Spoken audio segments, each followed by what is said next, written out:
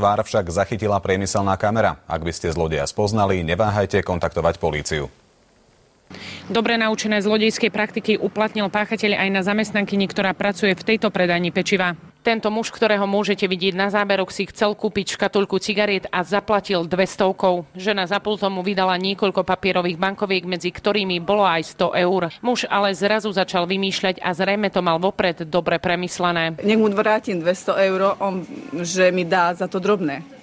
Tak dobre, ja som vrátila peniaze, ale popri tom z mojich, čo som vydala, on zobral tú 100. Ako a kedy stihol zobrať z výdavku 100 eurovku, predavačka vôbec netuší. Priznáva však svoju vinu a tvrdí, že vrátené peniaze si mala prepočítať. To, že ju zákazník oklamal, zistila už neskoro. Potom, keď odišiel, vtedy som zbadal, že tá zelená chýba. Nikdy predtým ho v predajni nevidela. Hovoril síce po slovensky, no údajne s ruským prízvukom. Ide o muža v strednom veku. Čiernu šiltovku mal, čiernu vetrovku, šušťáky, nohavice, botázky.